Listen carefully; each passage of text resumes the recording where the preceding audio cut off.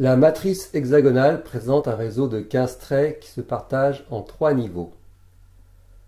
La périphérie, qui est une enveloppe analogue au corps. Les diagonales rayonnent, c'est la lumière analogue à l'esprit.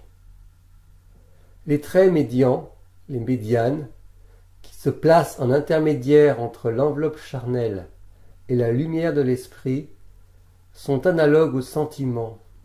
Le domaine émotionnel est en effet intermédiaire entre le corps et l'esprit. Ces 3 niveaux corps, sentiment, esprit s'imbriquent ainsi dans la matrice hexagonale. Le corps est la base, équivalent à la terre. L'esprit est le feu qui illumine. L'eau est composée d'un diamètre esprit encadré et orienté par 2 traits côté corps.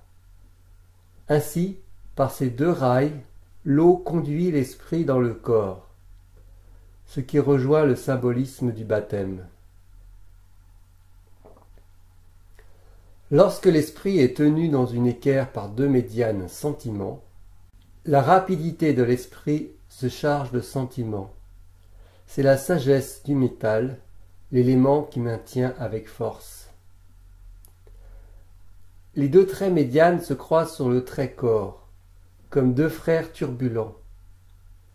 L'émotivité agite le calme de la base, du corps. Le vent agite le bois, la tradition chinoise associant l'élément bois au vent. L'enveloppe de la Terre entoure le point central, le point d'origine duquel émane le rayonnement de l'esprit, l'élément feu.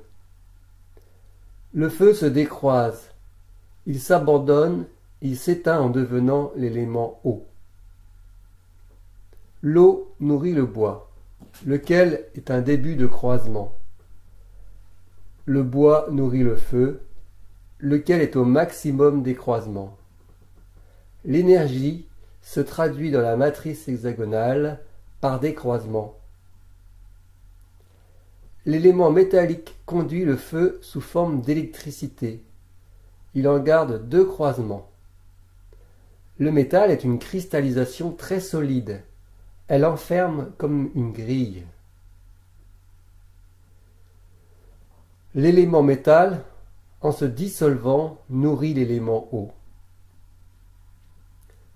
L'élément eau hexagonal ressemble à l'idéogramme Shuai.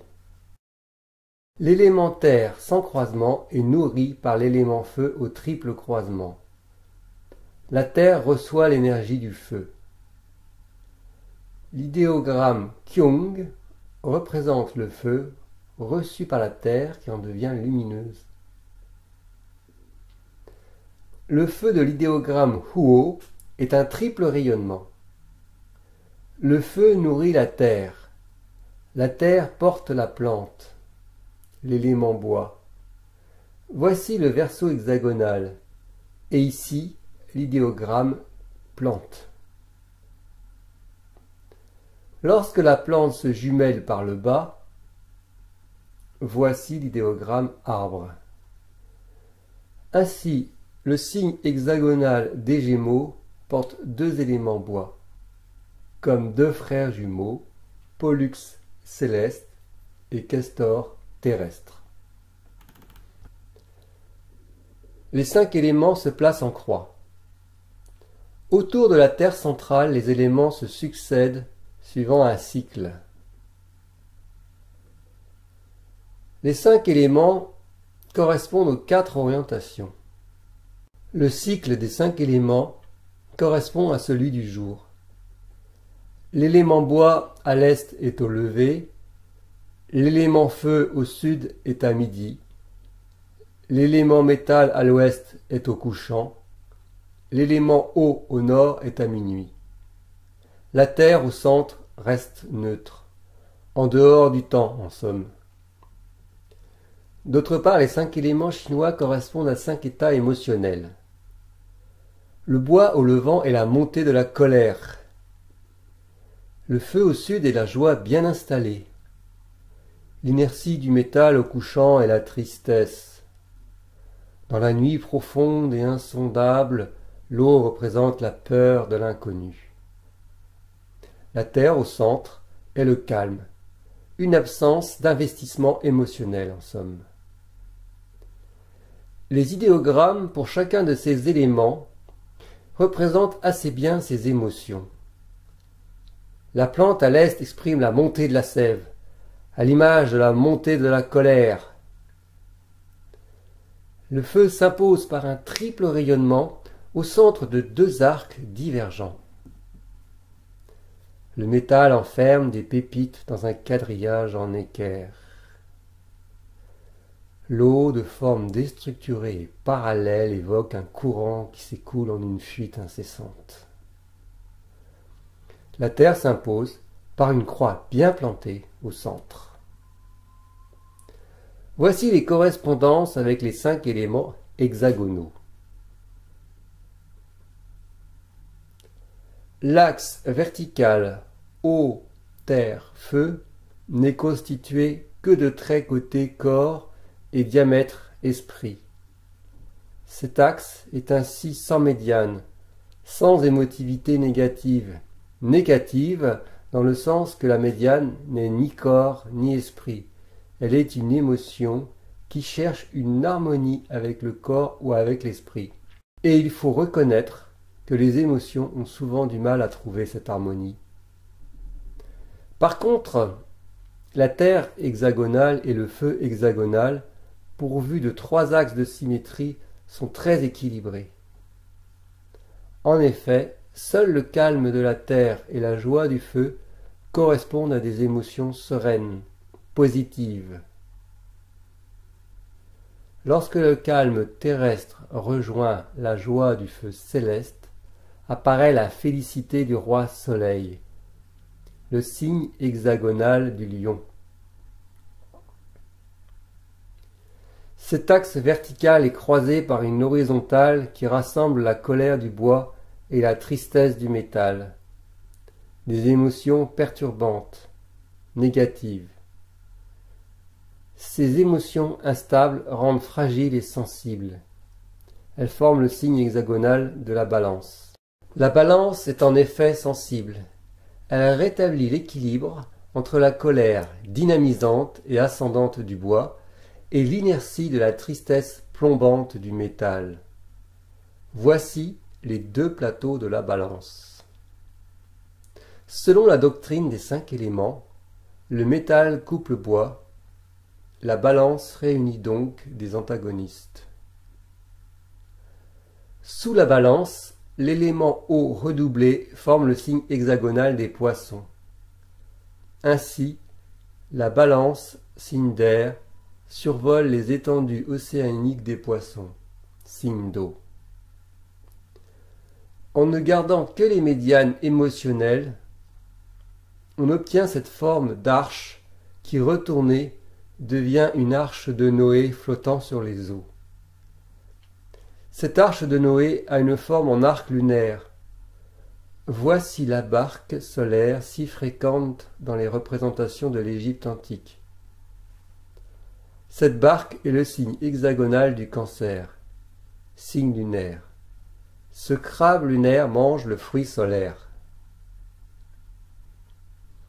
Selon la matrice hexagonale, le lion solaire, roi du jour, est opposé à la sensible balance souvent représentée avec les yeux bandés, la reine de la nuit.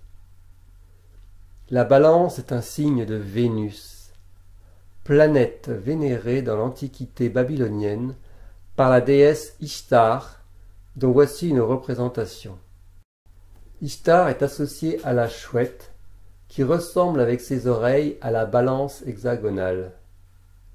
Ishtar porte dans ses mains le bâton et le cercle, symbole babylonien de la justice, ce qui rejoint encore le signe de la balance. Son symbole astrologique traditionnel étant en effet une combinaison de ce cercle avec le bâton, la lettre oméga. L'évidence du lion solaire est composée de la joie et du calme. Le feu nourrit la terre les deux émotions positives. L'eau et le bois forment le bélier hexagonal, signe qui symbolise la montée de la sève au printemps. Le bois alimente le feu. Voici la fournaise du scorpion, animal du désert, le scorpion étant aussi assimilé à l'oiseau de feu, le phénix. Dans la terre paisible naît le cristal métallique lourd et fixant. Voici le signe de la stabilité, le taureau. Le métal nourrit l'élément eau en se liquéfiant. Voici le mercure, métal liquide qui correspond à la planète de la Vierge, Mercure. La Vierge est semblable aux nymphes des eaux courantes, aux éclats métalliques. L'eau se redouble dans les poissons, signe des grandes eaux. La colère du bois se redouble dans la verticalité droite et fière des Gémeaux. La tristesse du métal se redouble dans la tension extrême de l'arc du Sagittaire. La balance est ici au cœur des 5 éléments. Ainsi elle porte la marque du nombre 5 sous forme d'un pentagone central, figure aux 5 côtés. Le métal y coupe le bois. Le Verseau porte aussi un pentagone. Il est composé de terre et de bois. Et, selon la doctrine des 5 éléments, le bois épuise la terre. Le pentagone exprime donc, dans la matrice hexagonale, un conflit entre deux éléments. Le métal coupe le bois épuise la terre. C'est le cycle des dominations. La terre du Capricorne s'épuise en se déversant par le vase du Verseau. La corne d'abondance de l'élément bois. La balance le récolte en le coupant par le métal. Le côté ascendant, colérique, rassemble les signes de Mars, le bélier et le scorpion. C'est le côté du yang montant. Le côté descendant, plus sage, rassemble des signes féminins. Le taureau associé à Vénus et la Vierge. C'est le côté du yin descendant. Au centre, les deux signes d'air, la balance et le Verseau, se combinent dans cette forme hexagonale. En les goûtant, l'eau rejoignant l'océan, le crabe sort de la mer pour atteindre le rivage. Voici le Cancer. Le Cancer nourrit la colère de la sortie des eaux. Mais au lieu de se tenir droit comme les Gémeaux, il marche de travers. Ainsi, il est proche du Bélier, le seul signe hexagonal complètement asymétrique. La colère se redresse ensuite par les Gémeaux pour devenir le formidable aigle du Scorpion flamboyant. L'aigle alors atteint le soleil. Il le regarde en face, dit-on. Sur la droite, le confort matériel emprisonnant du taureau, tel le Minotaure dans son labyrinthe, donne sa force à l'arc du Sagittaire qui se relâche dans les eaux des nymphes qui rejoignent l'océan de la nuit. Ainsi, la doctrine des 5 éléments se déroule entre le soleil unique et l'océan primordial de la dilution impersonnelle. Entre eux, le cercle et l'horizon se combinent avec mesure dans la balance conciliante. Voici Oméga, la lettre finale de l'alphabet grec. On remarquera que la Vierge et le Bélier sont à moitié immergés. Ils surnagent avec le risque de se noyer. Leur situation en est inconfortable. Comme par hasard, ces deux signes hexagonaux sont les seuls à être dépourvus d'axes de symétrie, d'où cette instabilité permanente. On mesure ici l'incroyable cohérence de la matrice hexagonale. Les Gémeaux à l'est représentent le bois. Il y est redoublé. Le Lion au sud représente le feu. Il y est bien installé dans la terre. Le Sagittaire à l'ouest représente le métal. Il y est redoublé. Dans ce métal pur circule l'éclair électrique de Jupiter. Les Poissons au nord représentent l'eau. Elle y est redoublée. Au centre, le Capricorne, signe de terre, représente la terre. Elle y est aussi redoublée. Selon la médecine chinoise, il y a 5 organes principaux qui correspondent aux 5 éléments. La terre correspond à la rate. Ainsi, le Capricorne correspond à la rate. Le feu correspond au cœur. Ainsi, le lion correspond au cœur. L'eau correspond au rein. Ainsi, les poissons correspondent au rein. Le métal correspond aux poumons. Ainsi, le Sagittaire correspond aux poumons. Le bois correspond au foie.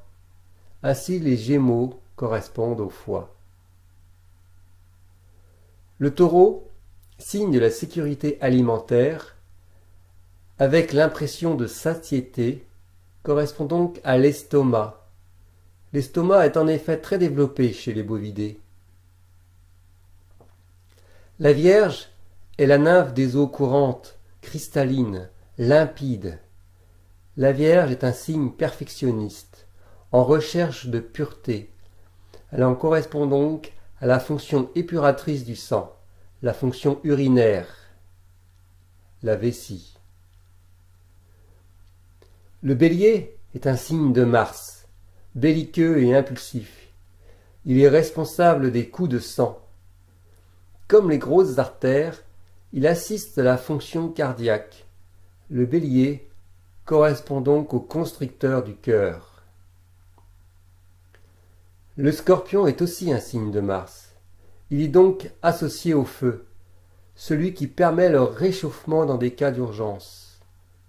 Le Scorpion correspond au triple réchauffeur. Au centre se placent les signes porteurs du Pentagone. Celui du Cancer n'est pas fermé en bas. Ici, nous sommes au cœur de l'assimilation de la nourriture. Avec le Verseau, à l'image de son vase, la fonction biliaire déverse avec abondance la bile. Le Cancer est un signe lunaire et avide. Son centre y est en creux. Il en est l'organe de l'absorption intensive, l'intestin grêle. La Balance est un Cancer qui se ferme. Comme le gros intestin est un intestin grêle devenu plus opaque. La sensibilité émotionnelle a souvent des répercussions sur le gros intestin. Le Capricorne englobe ce centre digestif composé de la fonction biliaire et intestinale. La rate pancréas est en effet à cheval sur la fonction biliaire et intestinale. Ceci par le cycle de la bilirubine, issue de la décomposition des cellules sanguines, et de par les sécrétions du pancréas. À l'image de Saturne, la rate est le cimetière du sang. Ainsi se placent les 12 signes, qui correspondent aux 12 organes et viscères de la médecine chinoise, lesquels correspondent aux 12 méridiens principaux. La vésicule biliaire est la viscère du foie. Le Verseau s'associe avec les Gémeaux. Le gros intestin est la viscère des poumons. La Balance s'associe avec le Sagittaire. Le triple réchauffeur est la viscère du constricteur du cœur. Le Scorpion s'associe avec le Bélier. L'estomac est la viscère de la rate. Le Taureau s'associe avec le Capricorne. L'intestin grêle est la viscère du cœur. Le Cancer s'associe avec le Lion. La vessie est la viscère des reins. La Vierge s'associe avec les Poissons. Dans l'organon, Le couple cœur-intestin grêle constitue le feu central, ici en jaune. Ce feu est donc installé au cœur du palais, sur le trône. Il est en effet appelé le feu impérial. Le couple constricteur du cœur triple réchauffeur, en rouge, complète et assiste le feu central. Ce couple à droite est en effet appelé le feu ministre. Il est en quelque sorte le bras droit de l'empereur. Le couple Rhin-Vessie en bleu est l'eau qui coule en soubassement, l'eau des douves du château en somme. Au-dessus du couple royal pousse un arbre. Il est le couple vert de l'élément bois, constitué de la vésicule biliaire et du foie. Sur le côté gauche, féminin, sont réunis les couples terre et métal, en marron et en violet. Ils constituent le socle sur lequel peut s'appuyer le feu et l'eau, pour alimenter la croissance du végétal. Ce socle est du côté féminin, le côté réceptif, la base. La rate domine l'édifice au sommet. La rate est en effet l'organe de l'équilibre du sang. Voici tracé en rouge le parcours journalier des méridiens. Ce parcours débute par le sagittaire poumon. On voit ici la fluidité de ce parcours découlant de la croix nord-sud et est-ouest des 5 éléments. De plus, les valeurs Tsi, Tae, Shao et Ming, du yang et du yin, des méridiens se rangent tout aussi naturellement. On retrouve dans le zodiaque ces valeurs yang et yin parfaitement ordonnancées selon un axe de symétrie. Le grand yin, appelé tai yin, est déposé en bas, ce qui est logique en considérant que cette période du solstice d'hiver est la moins lumineuse de l'année. En opposition, le grand yang, appelé Taeyang, encadre le lion solaire au cœur de l'été. Les autres parties de l'année sont mitigées entre le jeune yin et le jeune yang, désignés par les termes Shao, Tse et Ming. Le bélier et le scorpion correspondent aux constricteurs du cœur et au triple réchauffeur. Ce 6e couple correspond au feu ministre. Ce feu fait double emploi avec le feu impérial. Il en est en quelque sorte surrajouté aux 5 éléments qui correspondent au feu impérial, à la terre, au métal, à l'eau et au bois. Le constricteur du cœur est un organe diffus, et le triple réchauffeur ne correspond pas clairement à une viscère. Aussi, selon la doctrine des 5 éléments, il est logique de les mettre à part, de les enlever. Il reste alors les 5 couples. Le couple feu-ministre de Mars en constitue le moteur interne, le feu serviteur. La symétrie des couples en résultant est alors parlante. On y découvre l'axe Vierge-Poisson correspondant au couple Vessie-Rhin. Les méridiens mains et pieds se retrouvent alors parfaitement séparés en 2 moitiés. Voyez leur position entre pouce et petit doigt. Le méridien des reins se place sur le dessous du pied, comme un fondement. Le signe des poissons est en effet associé au pied. Les flèches en rouge relient les signes hexagonaux opposés selon la matrice. La symétrie de l'ensemble est alors parfaite.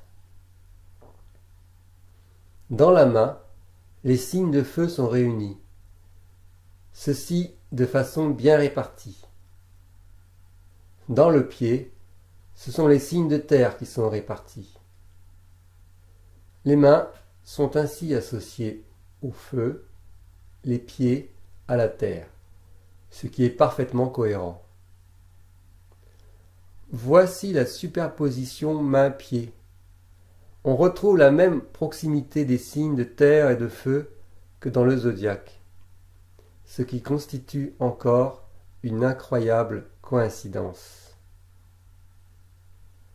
Les oppositions de signes dans la main s'organisent suivant un axe de symétrie, lequel se prolonge dans les oppositions des signes du pied.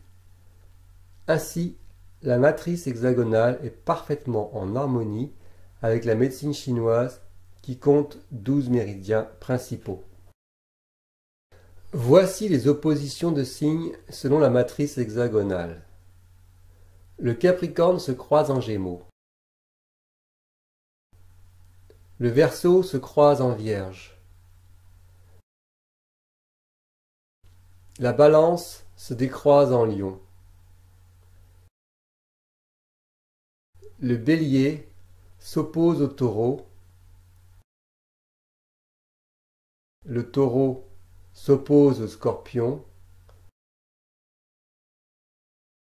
Le Scorpion s'oppose au Bélier. Le Sagittaire s'oppose au Poisson. Les Poissons s'opposent au Cancer. Le Cancer s'oppose au Sagittaire. Les deux signes sans axe de symétrie sont placés face à face dans le zodiaque. En échangeant leurs places, on découvre que la partie montante du Capricorne aux Gémeaux n'est constituée que de méridiens pieds, et la partie descendante du Cancer au Sagittaire n'est constituée que de méridiens mains. Le méridien de la vessie débute dans le coin interne de l'œil. Le méridien de la vésicule biliaire débute au coin externe de l'œil. Ces méridiens occupent donc une place opposée par rapport à l'œil, comme la Vierge est opposée au Verseau. Le méridien de l'estomac débute sous l'œil. Il en est comme la vache solaire à Taure, encadrant le soleil entre ses cornes. Le méridien du triple réchauffeur aboutit à l'extérieur du sourcil, lesquels dessinent des ailes d'aigle. Le Taureau est opposé au Scorpion. Il s'établit alors autour de l'œil central, analogue au soleil et donc au Lion, une croix de signe opposé. On retrouve cette croix dans l'organon. Le méridien du gros intestin se termine sous le nez. Avec le méridien de l'estomac, il constitue le Yang Ming. Le Yang proche du Yin. Le Yang qui s'intériorise, féminin. La Balance et le Taureau sont en effet des signes de Vénus. Le Cancer lunaire est aussi un signe féminin. Le méridien de l'intestin grêle se termine dans l'orifice auditif. Les trois signes associés au méridien du tube digestif, estomac, intestin grêle, gros intestin, sont donc de valeur féminine. Ils sont associés aux orifices du visage, les pupilles, les narines et les oreilles. Avec le Lion solaire, ils sont rassemblés dans l'organon. Les quatre signes fixes sont porteurs d'un élément correspondant à une émotion stable. Du côté droit, la terre calmante avec le Verseau et le Taureau. À gauche, le feu joyeux avec le Lion et le Scorpion. Voyez leur place centrale dans l'organon. Le calme et la joie se complètent à merveille, ici dans ces 6 triangles. En enlevant la terre commune au Taureau et au Verseau, il reste la tristesse du métal sur la colère du bois. Ils forment la sensible Balance. En enlevant le feu commun au Lion et au Scorpion, il reste le calme de la terre sur la colère du bois. Ils forment le Verseau, le signe de l'initiative. Ainsi se trouvent réunis les signes du pentagone intérieur. Ils correspondent donc au ciment qui soude le calme et la joie des 4 signes fixes.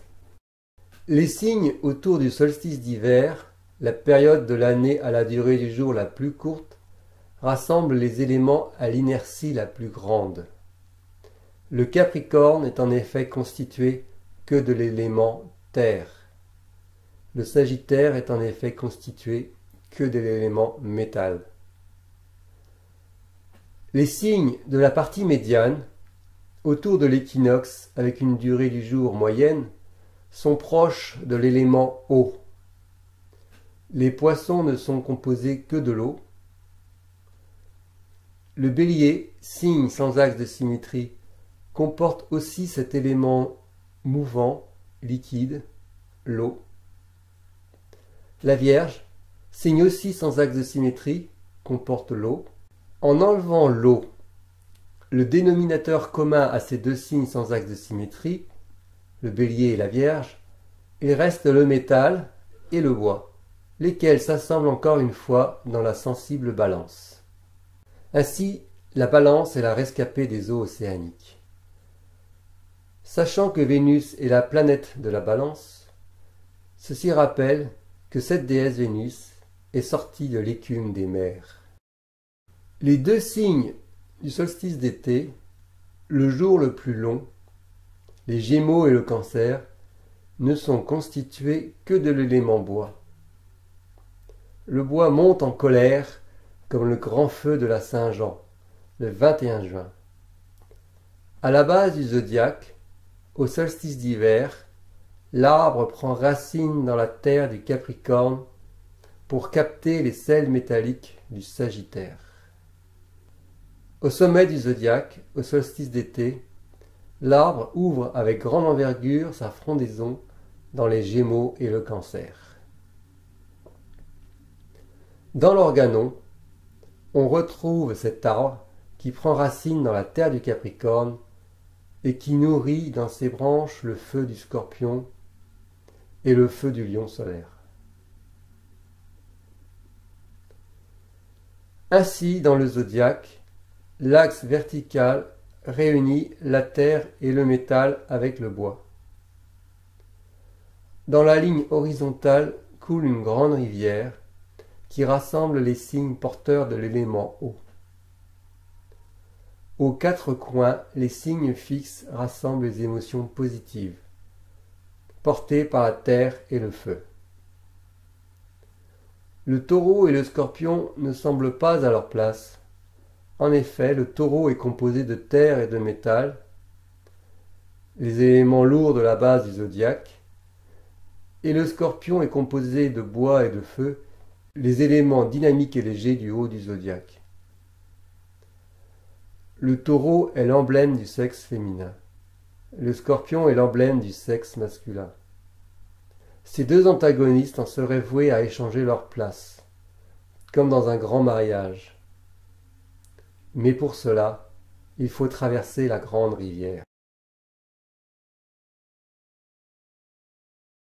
Le haut de l'Organon concerne le cycle de la bile, l'équilibre interne du sang.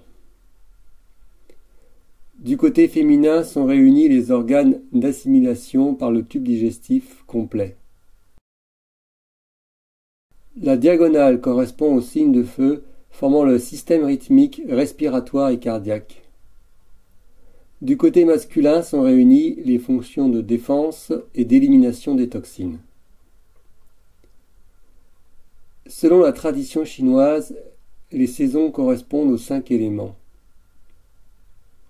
L'hiver correspond à l'eau. Il se termine dans les Poissons avec un double élément eau. Le printemps correspond au bois. Il se termine dans les Gémeaux avec un double élément bois. L'été correspond au feu. Le Lion y culmine avec son feu royal. La saison du milieu correspond à la terre qui encadre le feu du Lion. L'automne correspond au métal, il se termine dans le Sagittaire avec un double élément métal. Ainsi, les signes qui correspondent à des organes terminent les saisons. Les reins avec l'eau de l'hiver, le foie avec le bois du printemps, le cœur avec le feu de l'été, associé donc avec la rate, la terre de la fin de l'été, la saison dite du milieu, et enfin les poumons avec l'automne, associés à l'élément métal. Cette comparaison des 5 éléments attribués aux saisons avec le zodiaque montre une fois de plus la parfaite cohérence de la matrice hexagonale avec les traditions.